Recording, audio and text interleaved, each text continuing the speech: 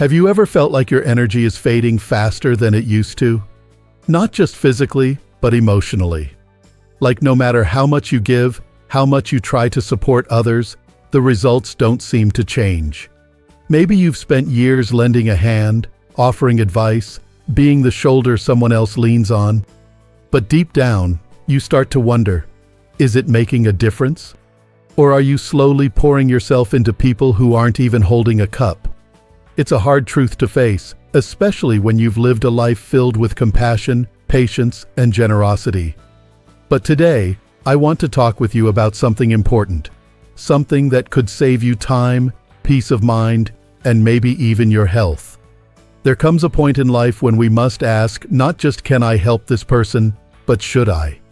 Because as much as we might want to lift everyone up, some people just aren't ready to stand on their own. And if we're not careful, we end up being dragged down in the process. Now don't worry. This isn't about becoming cold or turning your back on others. Quite the opposite. It's about learning to protect your strength so you can give where it truly matters. The ancient philosophers believed that wisdom isn't about helping everyone, it's about helping wisely. Let's take a closer look at the kinds of people they warned us about. People who, unless they choose to help themselves first, can slowly drain the life and purpose right out of you. And you deserve better than that, especially at this stage in life. Let's start with a type of person you've likely encountered before. The one who refuses to see what's right in front of them. You could show them the truth in black and white, and they'd still choose to live in denial. These are the willfully ignorant.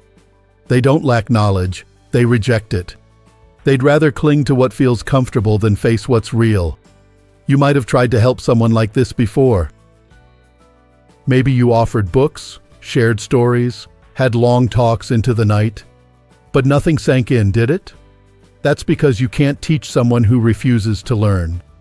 As one ancient thinker put it, if a man does not know to which port he sails, no wind is favorable. Think about that. You can give someone all the support in the world, but if they don't know where they're headed, or worse, if they don't care to know, then your energy is simply wasted. Helping someone like that is like trying to water a plant that's been painted green. It may look alive, but it's already decided not to grow. At a certain point, we must let go of the need to fix people who don't want to be fixed. Not because we don't care, but because we do. And then there's another kind, the relentlessly entitled. These folks believe the world owes them something. They expect others, maybe even you, to carry their weight while they sit back and complain that life hasn't been fair. We all know life isn't fair. You've lived long enough to understand that more than most. But what makes life bearable, even beautiful, is our willingness to take responsibility for it anyway. The entitled person, though, wants none of that. They see your kindness not as a gift, but as a debt you owe them. And that's dangerous. Because when you keep giving to someone like that, you're not helping them stand on their own. You're helping them not to.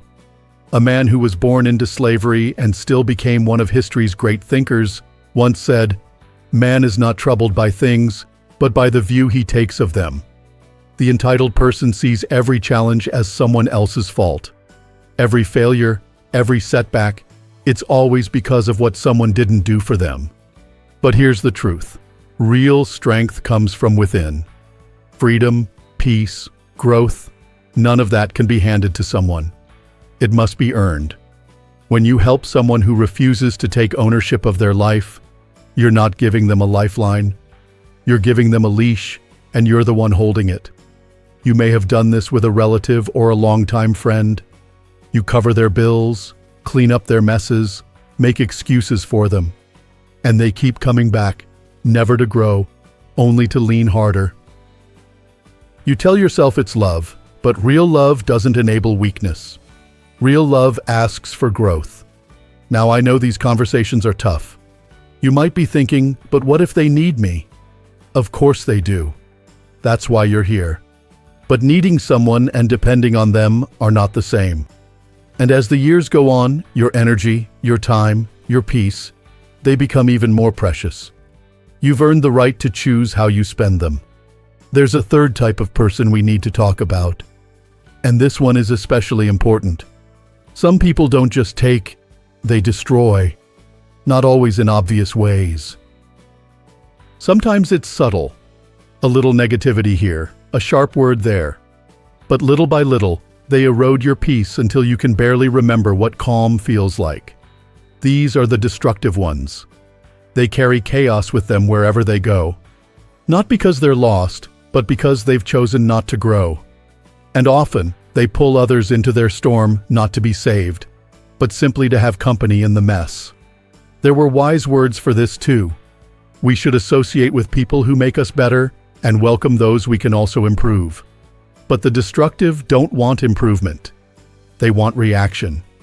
They thrive on stirring the pot, on drama, on pulling others down when they don't want to climb up.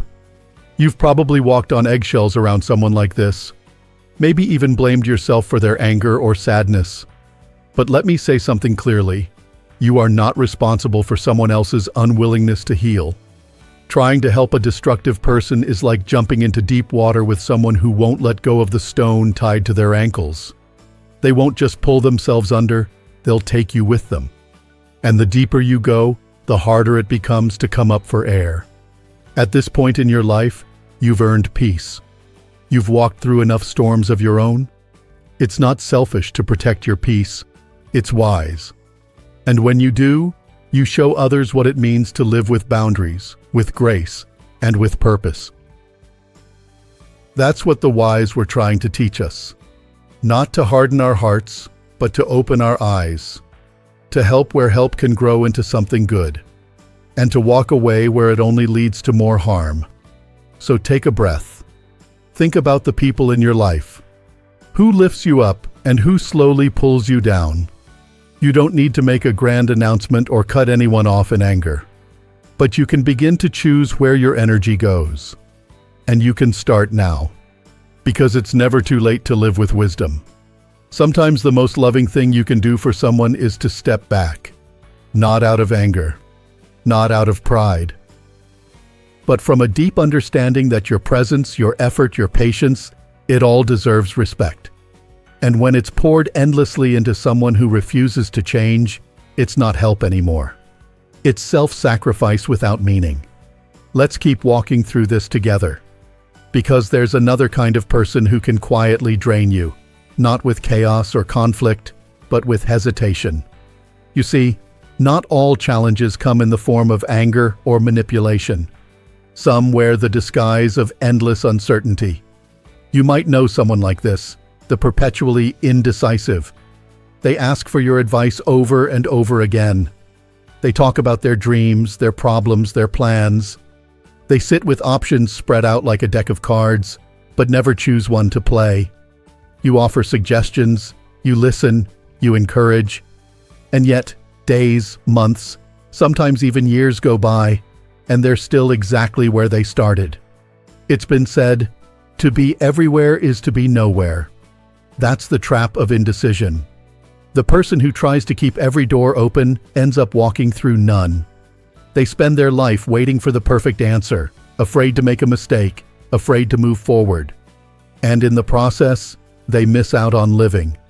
Now let's be honest, it's natural to be unsure sometimes. We've all wrestled with big decisions. But the difference here is that these individuals make hesitation a lifestyle. They don't want clarity. They want to avoid the discomfort of action. And the more you try to help them move, the more you find yourself stuck too. You may have found yourself in conversations that go in circles. They ask, you answer. They ask again. You give your thoughts. They thank you, promise to act, and next week, you're back at the same point. It's like pushing a swing that never comes back to you. It was taught long ago that our greatest power lies in our ability to choose and act. And if someone refuses to embrace that power, your guidance becomes background noise to their inaction.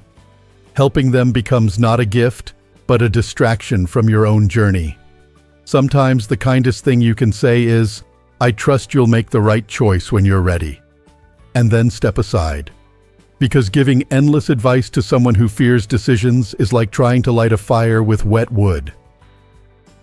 The spark won't take, not until they decide to dry off and strike the match themselves. And then, my friend, there are those who don't just hesitate, they hide. Not from life, but from truth. They live in dishonesty, not only lying to others, but also to themselves. These are the chronically dishonest. The people who twist stories, manipulate emotions, and change the facts to suit their needs. Now, this is a tough one, because dishonest people don't always look the part. They might be charming, funny, even seem vulnerable. But over time, you notice something is off. You catch the inconsistencies. You feel confused, drained, uncertain if you're imagining things. That's how dishonesty works. It chips away at your clarity, your trust, your inner balance. It was taught that to live with reason is to live in harmony with nature and others. But dishonesty is rebellion against that harmony. It clouds our judgment and poisons our peace. And if you try to help someone who builds their life on lies, you're not helping them find truth. You're helping them bury it deeper. Maybe you've tried to give someone like this a second chance, or a third, or 10th. You wanted to believe they would change. But over and over, they used your trust not as a bridge, but as a cover. The truth is, no matter how much compassion you have, you can't fix someone who refuses to be honest with themselves. Helping a dishonest person is like building a house on sand. It may look fine for a while, but eventually, everything crumbles, and you're left in the rubble wondering what happened. Don't let your integrity be the price of someone else's deception. Instead, surround yourself with people who speak truth, even when it's hard. People who admit their faults and try to grow from them. Those are the ones worth standing beside. Because their honesty strengthens your own. And your time, your spirit, they deserve that kind of strength. And now, we come to a type of person who doesn't lie with words, but with emotions. The emotionally addictive. These are the ones who seem to always be in crisis. Not once in a while, not during hard seasons, but always. If things are calm, they find a reason to stir things up. And when you try to help, it never feels like enough. They want you on call, in their corner, ready to soothe every tear and mend every minor problem. But here's the thing, they don't actually want solutions. They want your attention.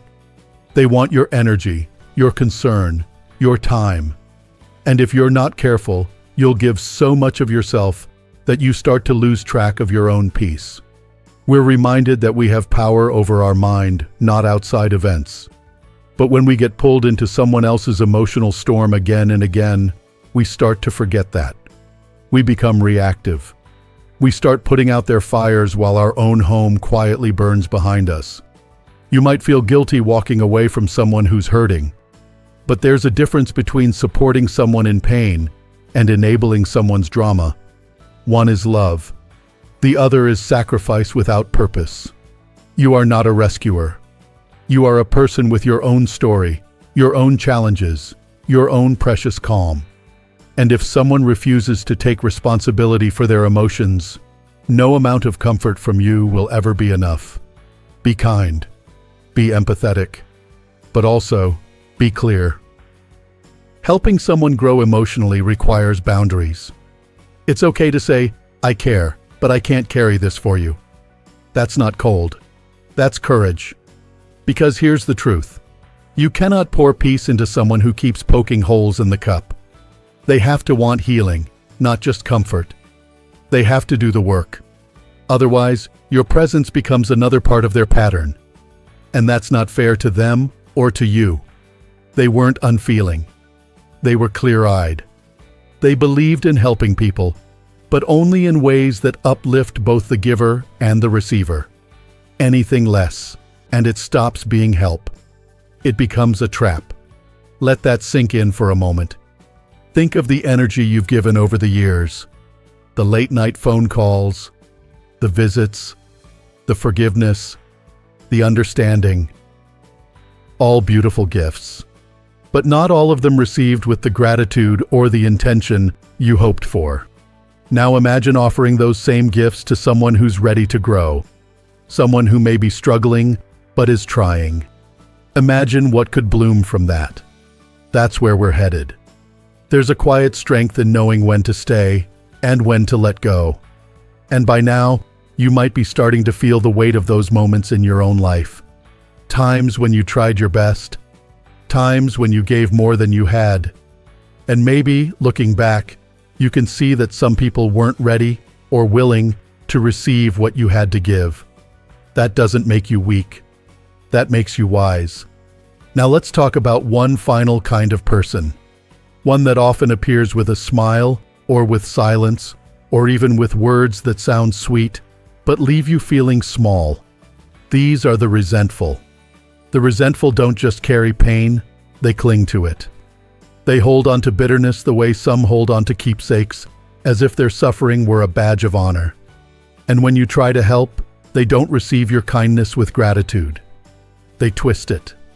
They make it about what wasn't done, what wasn't enough, what should have happened instead. You might recognize this in someone close, a relative who brings up the past every time you talk, a friend who finds fault in even your kindest gestures. Their hurt becomes a weapon, their disappointment a wall. You reach out, and they push you away, only to say you didn't try hard enough. And I know this one can be especially painful. Because many of us, especially as we get older, want peace. We want to make things right. We want to believe that time heals, that maturity brings grace. But for some, resentment becomes their identity. And no amount of help can heal someone who's more committed to being hurt than to being whole. There's something powerful to remember here. If you want to improve, be content to be thought foolish and stupid. Why? Because the resentful will always find a reason to belittle what they don't understand.